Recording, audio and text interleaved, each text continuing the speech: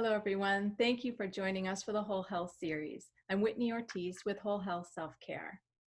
This series convenes women leaders from around the world who share tips, tools, and strategies for how today's women professionals can feel better, enjoy a greater quality of life, and have enhanced capacity to be able to lead with compassion at work and at home. We are so grateful to have with us Sharon Shelton. Sharon is a certified life coach, certified mindfulness teacher, and small business mentor with the United States Small Business Administration. She's been named a top life coach by Expertise Magazine for 2017, 2018, and 2019. Sharon has been featured in spirituality and health and mindfulness magazines. She's the founder of the Listen to Your Life Meetup, which has more than 3,600 members. And for over 10 years, Sharon's coaching and mentoring has combined ancient teachings and science-based practices to act as a catalyst to help women in midlife clarify their desires, set intentions, stay in alignment, and navigate obstacles so they can live increasingly fulfilling life. Thank you, Sharon, for being a part of the Whole Health series. Oh, you're welcome. It's a pleasure to be here, Whitney.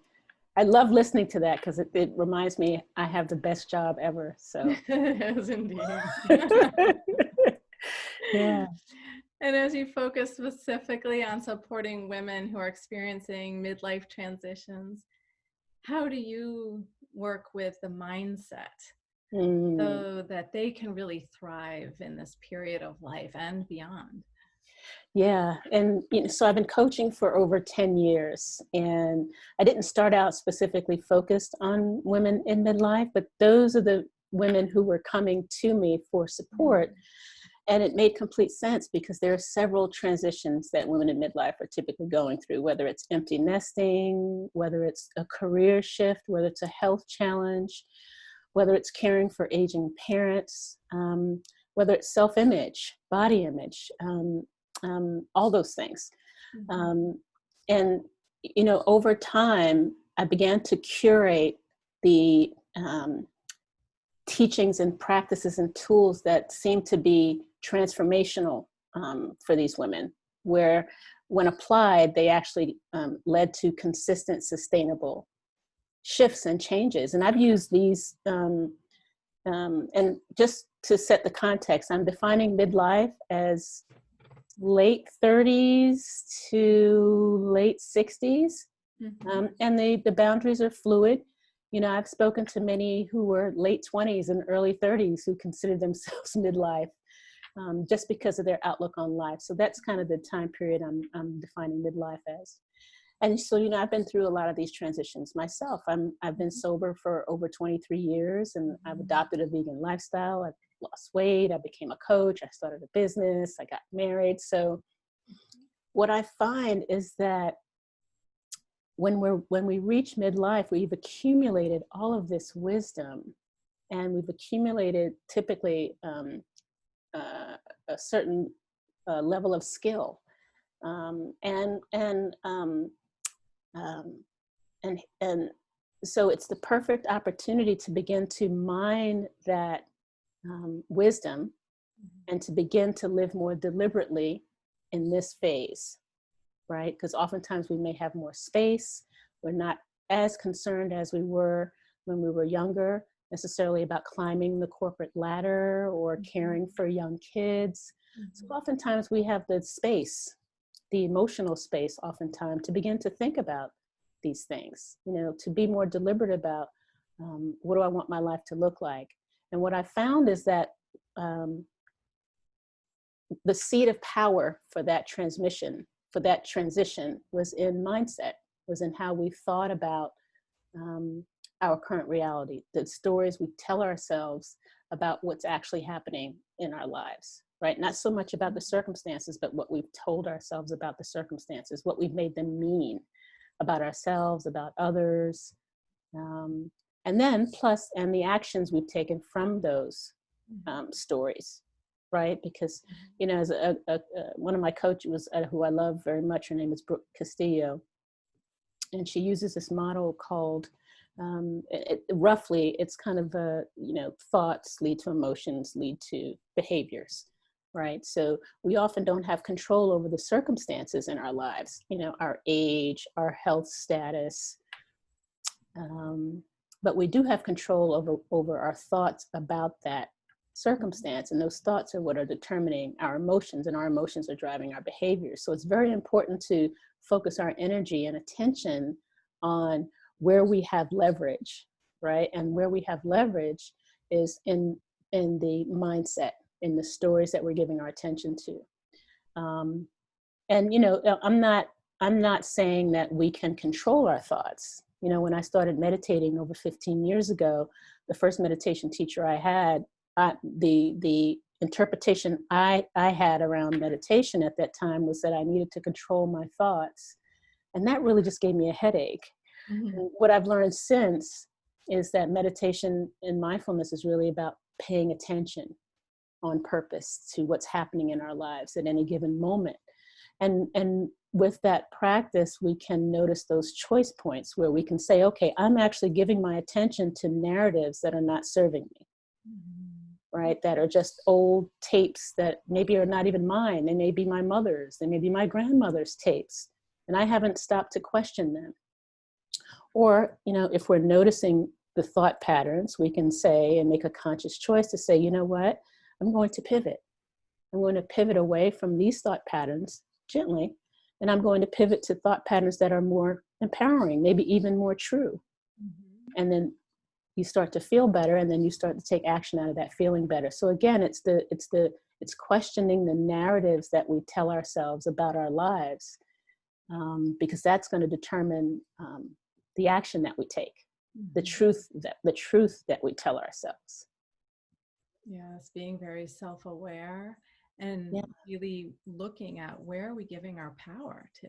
Exactly. Our power to the person who is causing us trauma or has caused us trauma by constantly replaying this, or are we creating a storyline about our health or wellness that is perpetuating or perhaps causing new things to form, or are we setting forth a future intention which isn't actually what is the best for us? So it's being so aware. Exactly. And it's actually being aware not only of our own stories, but so often the stories that we tell ourselves are marbled.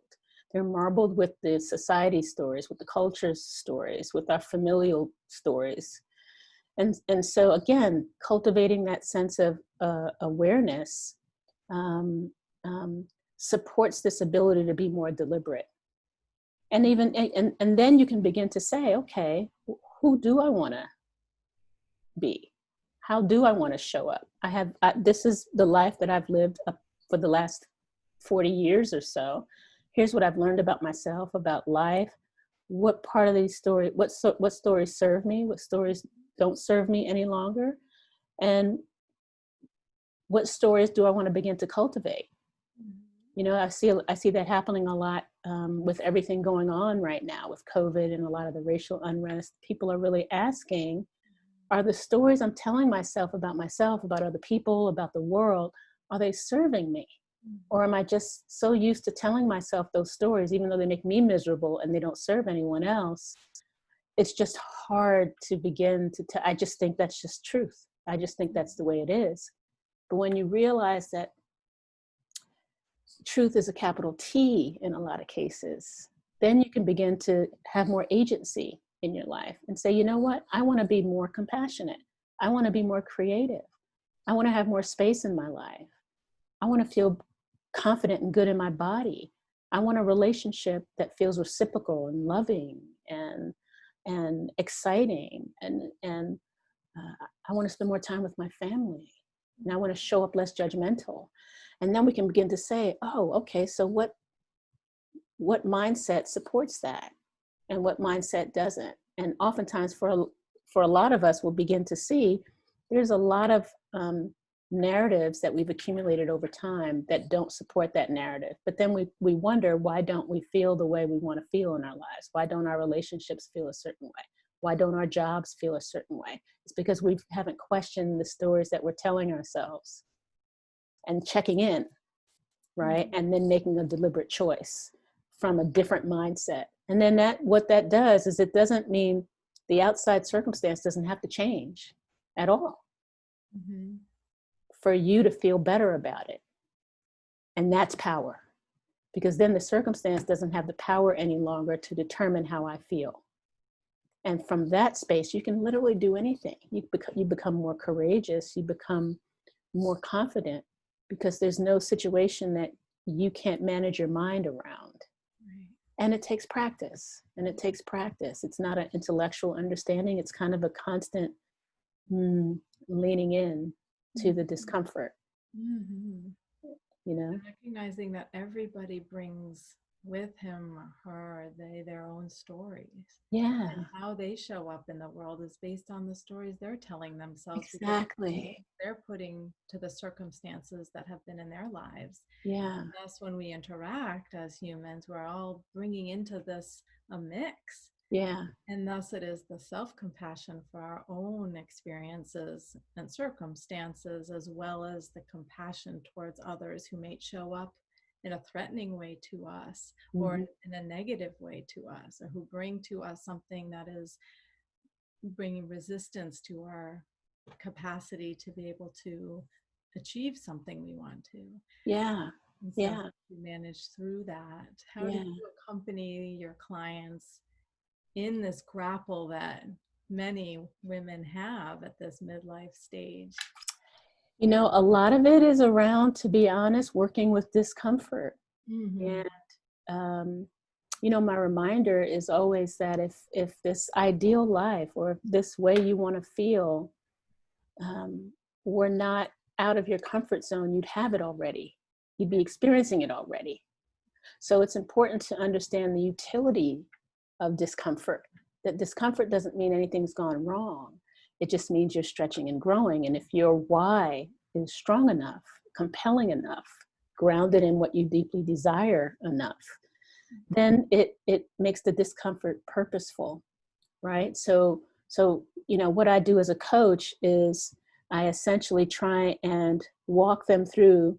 It's sort of a framework that I've developed, which really kind of talks about a little bit about what I've already described, where we talk about setting deliberate intentions in different areas of your life. Okay, you know, you're 45, and at this stage in your life, you've discovered that these are your core values. These are your deepest soul desires.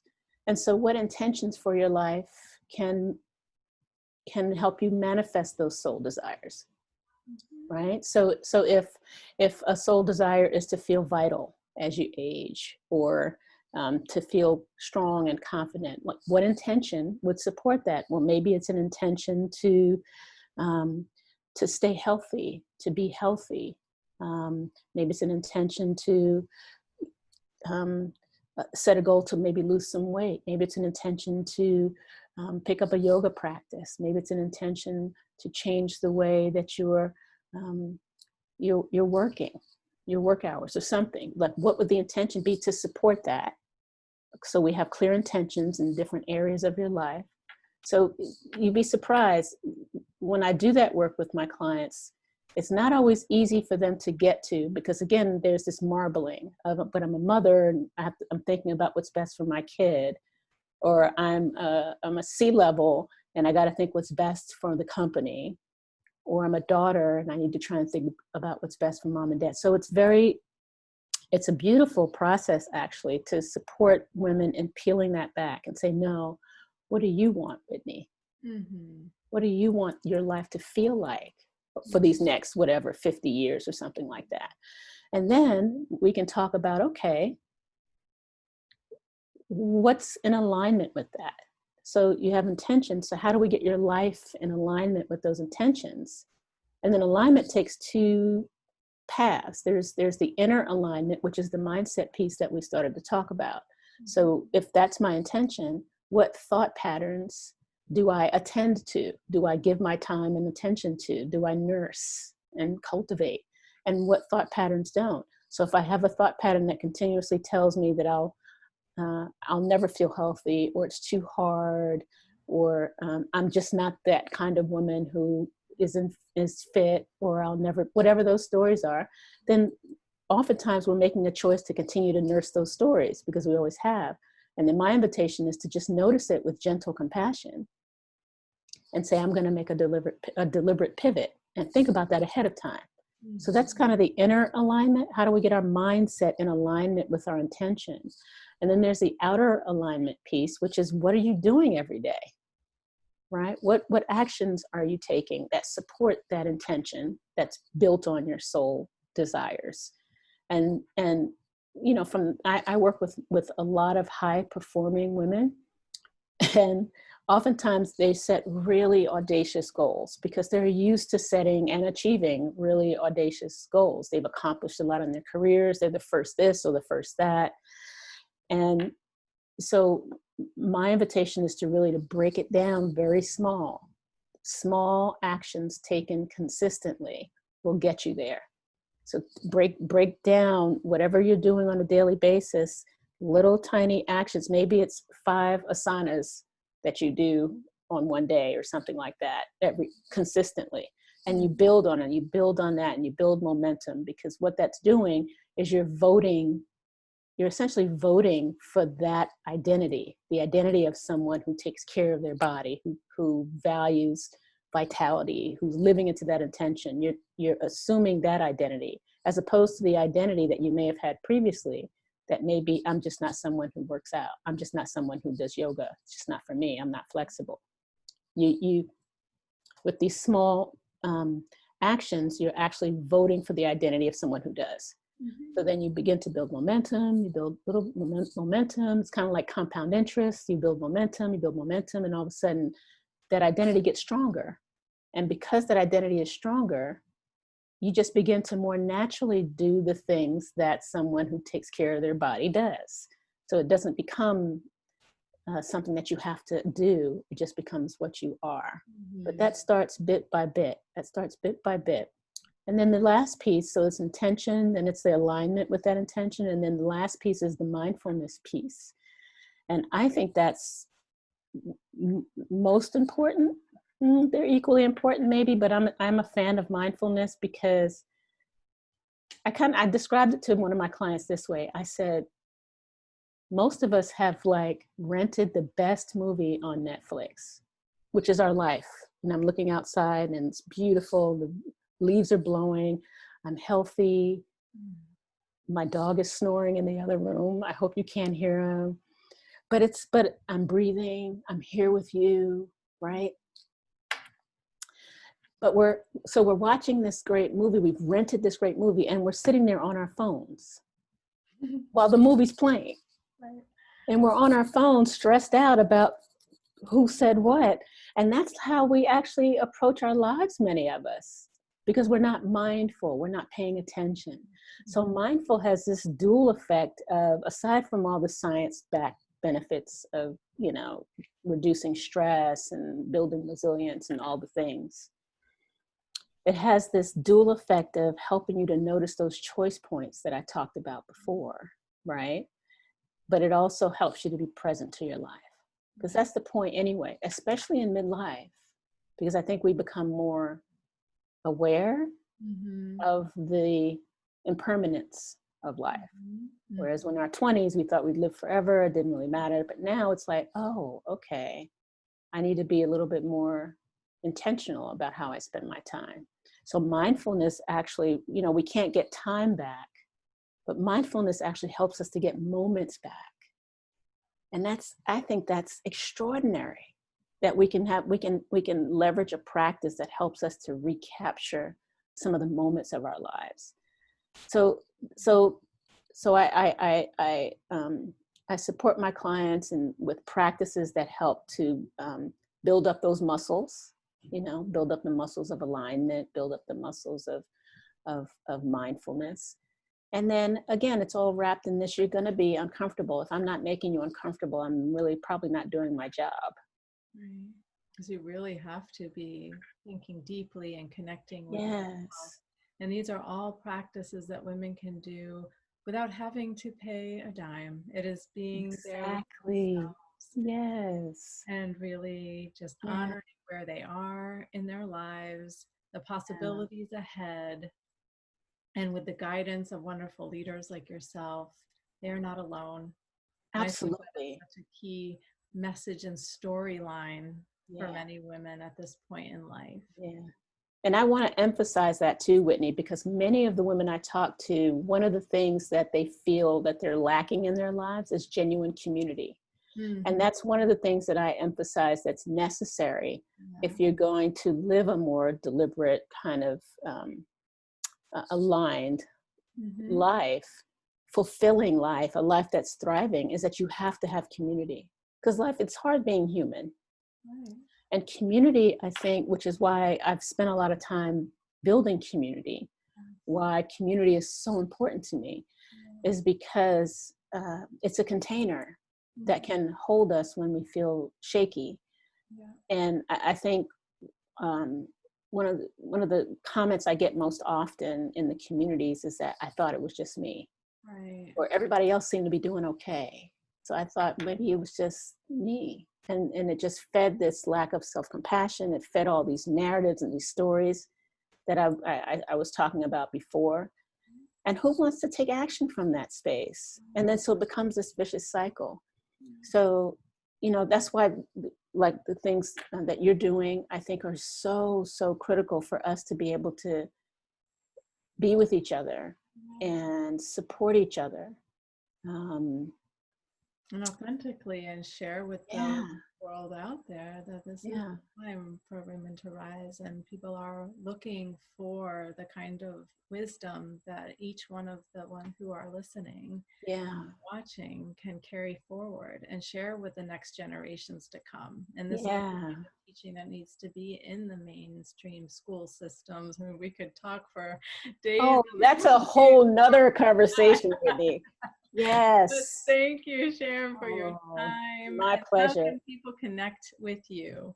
Well, they can find me at my website. It's listentoyourlife.com. Listentoyourlife.com.